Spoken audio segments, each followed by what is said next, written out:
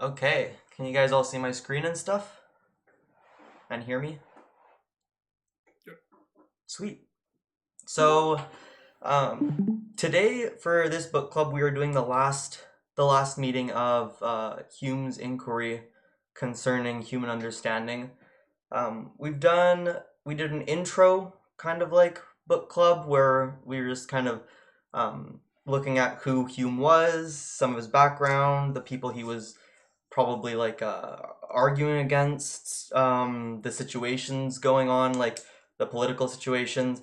And then in the week after, we talked about the first half, sections like 1 to 7, I think, of his book here, concerning human understanding, and then a little bit about like his ideas of causation, of necessary connection, of matters of fact and matters of ideas, and all that type of stuff. But today, we will be tackling sections 8 to 12. And in these sections, he talks about a couple of like this is like what I would consider the meat and like the heart of these treaties, or the most important parts, like the parts I remember the most. He talks about things, well, what he calls liberty and necessity, or more commonly known as just like free will and determinism. That's how people talk about it now. But he talks about free will, determinism, how we can square these awkward ideas. He's a compatibilist, and we'll talk about how he squares us having free will with the world being completely deterministic. He talks a little bit about animals and how we might not be that different to animals. We might not be of a different kind when it comes to our capacities to reason. We might just be a different kind of degree we might have just a different degree of ability to reason. And then he talks about miracles. So obviously, miracles are a big motivator for religious belief. A lot of people believe that certain miracles occurred, and they believe those things based off of testimony. So we'll look at like what he thought about those types of things. The limits of natural theology. So like up until where can reason serve as a guide to tell us what we should and should not believe, or at least what are the limits and like the confines of reason, because it's not like this all-powerful tool he acknowledges. And then finally, skepticism and some ways in which people misunderstand what it is. There's two types of skepticism, and we'll talk about Pyrrhonian skepticism versus academic skepticism, how it's not as doomy and gloomy as some people might make it out to be, or like have that conception or notion of it. So starting off with section 8, what he talks about here on liberty and necessity. So the whole thing, the thing in question is whether or not our volitions or our actions are truly free. When I choose to pick up my phone in front of me, was that a truly free choice, a free action? And so he says that yes, it is perfectly compatible for there to exist and for us to have free will while the world also abiding by a causal chain of events. So a type of like determinism. In the past book clubs, we talked a little bit about how we observe all of these sequences of events, and then from that we kind of like infer causal laws. So for example, every time I've dropped something, it's gone to the ground, and from that I can infer that there's probably some sort of universal law that makes things go down, or gravity, or whatever you want to cash out these natural laws as. So he's saying that although the world works in seemingly deterministic ways, like a chain of dominoes or a causal chain of links, we're still able to impose our free will onto it, which is a very, very challenging thing. And I'm still not very sure if I'm persuaded.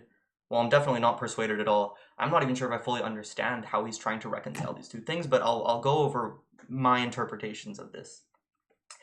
So, as he kind of defined in the earlier sections, he describes necessity as constant conjunction. So, if you see his billiard ball example, it's like you see one thing hit the other thing, and then the other thing moves. We just see this type of connection, and then because of that apparent connection, that constant conjunction, we can infer laws, and he thinks that human psychology works in the same way. So just as one billiard ball moving and hitting another one, and then that kind of being like a chain of events, everything going on in our minds and with respect to our behaviors, this includes moral actions, is also uh, works according to this type of like universal law, or these types of like contingent laws and sets.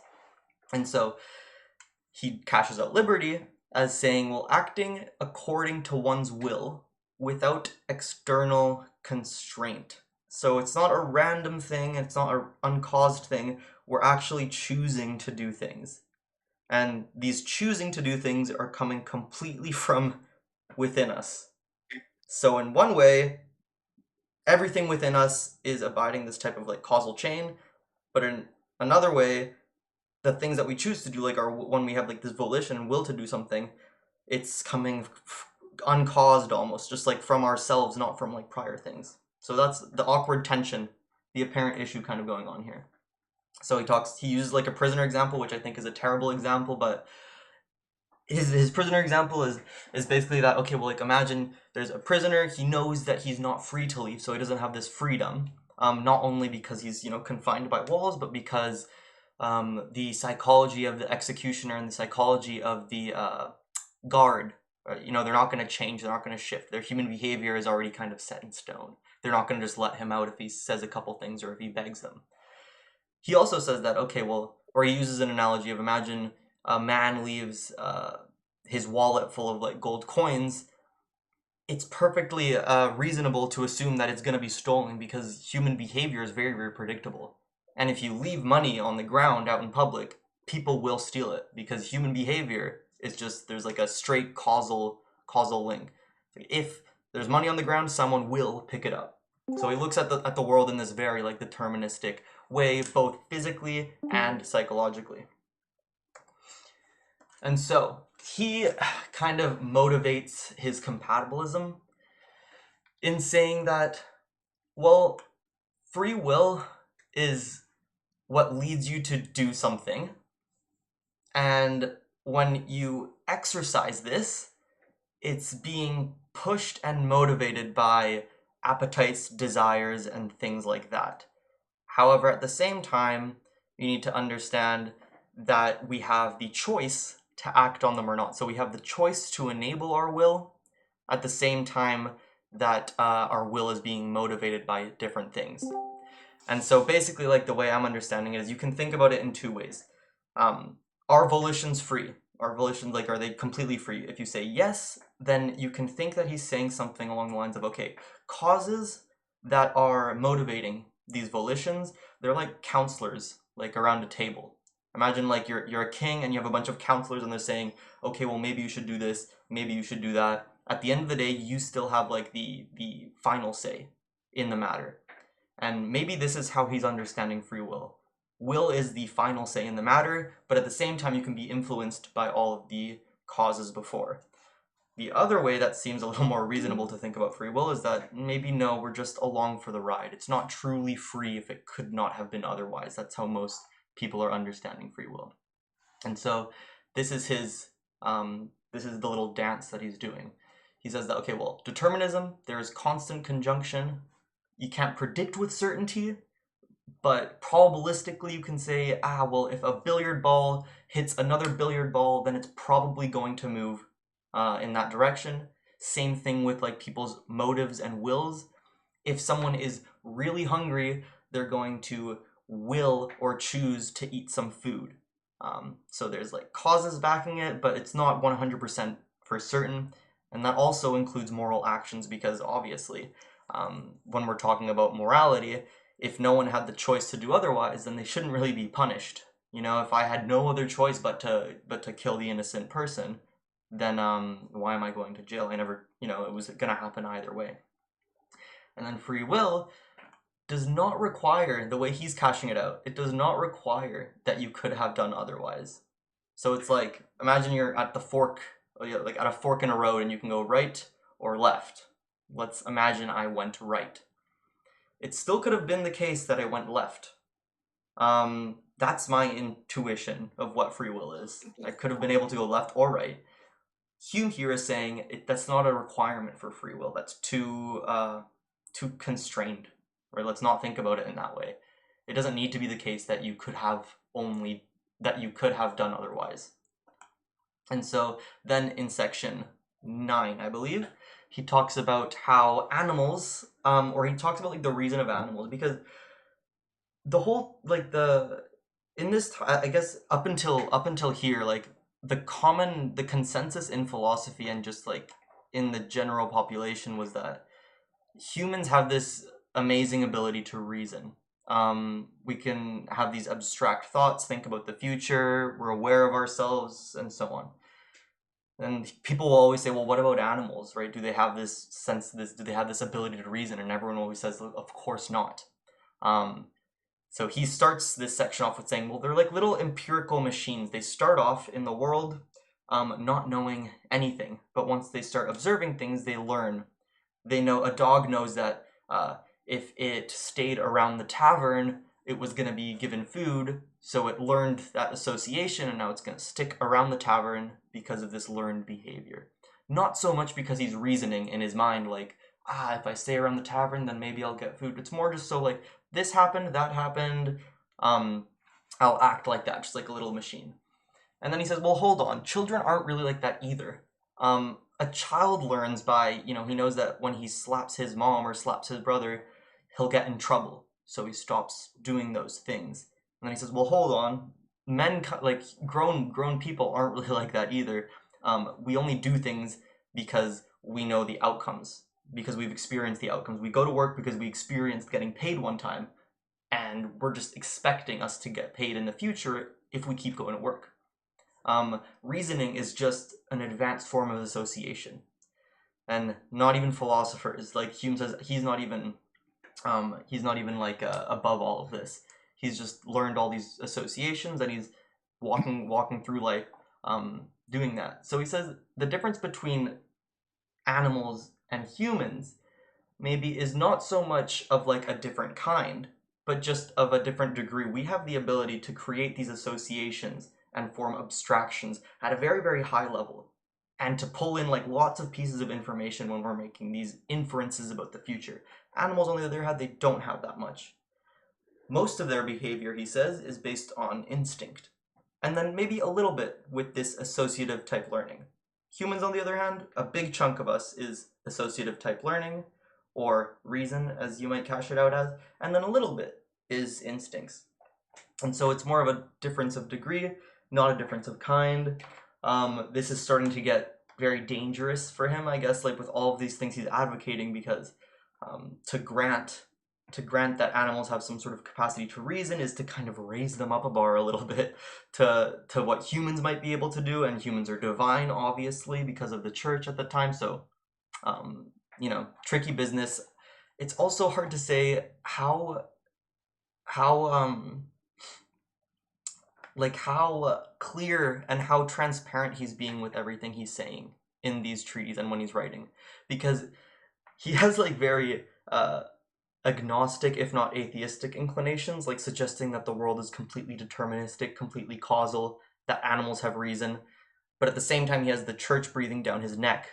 And it's hard to say how much of his stuff is authentic and then how much is he's just trying to like hide his messages in his work without being completely, torn to shreds, or without lying or anything like that.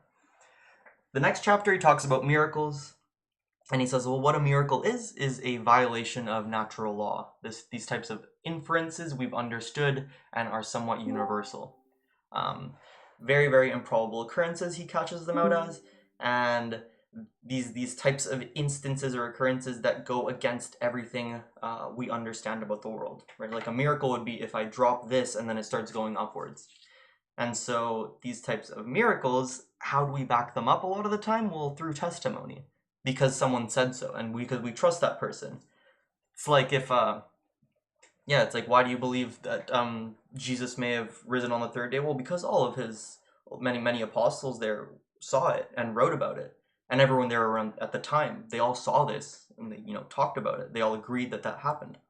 And so how heavily should we weigh testimony when it comes to believing things when we weren't there to experience them ourselves? And that's his kind of question. It's like, okay, testimony has kind of like 4 flaws he sees. One, it's that it's never perfect. It's never a one-to-one representation or replication of that event. The next one is that we like fun stories. We favor the marvelous. We favor the bold.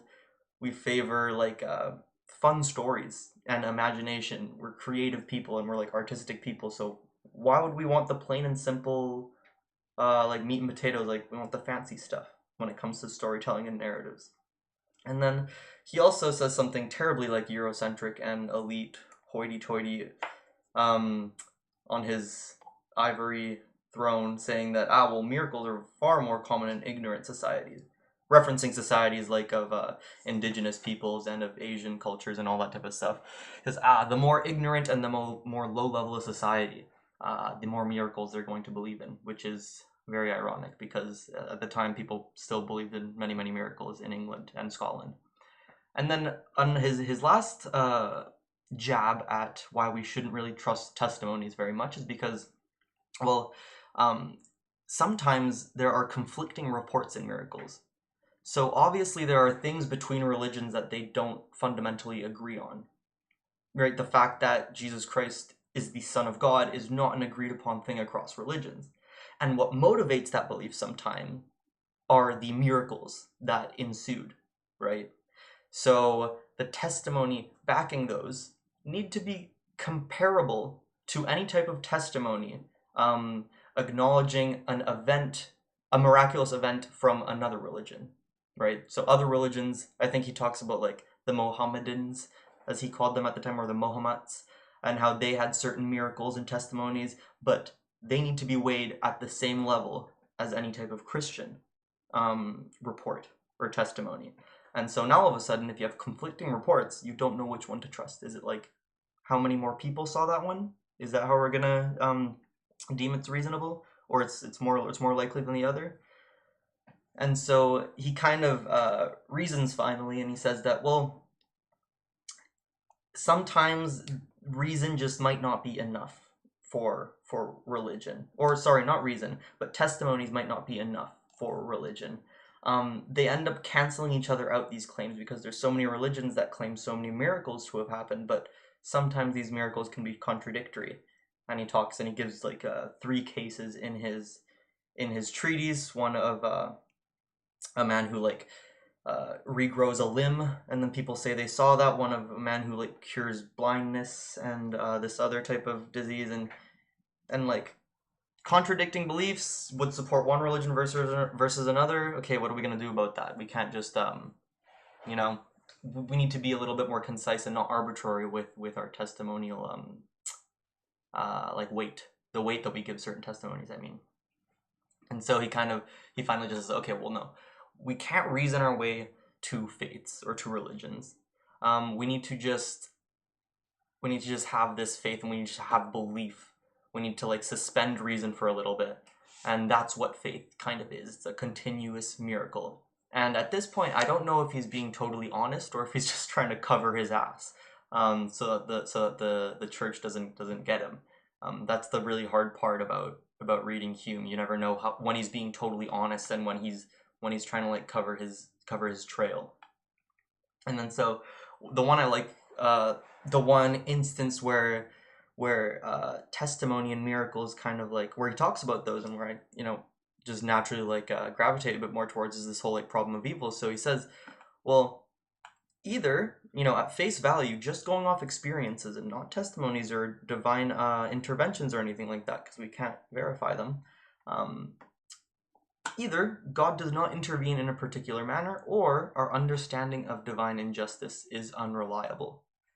And so that is a pretty dangerous thing to say, that our understanding of divine justice, since so many miracles, like the Great Flood, or any other types of miracles that occur, or like instances of divine intervention occur in the Bible, so many of that is kind of like put up on trial with him saying that, okay, well, our ideas of divine justice may not be very reliable. So I thought that was like a cool little section.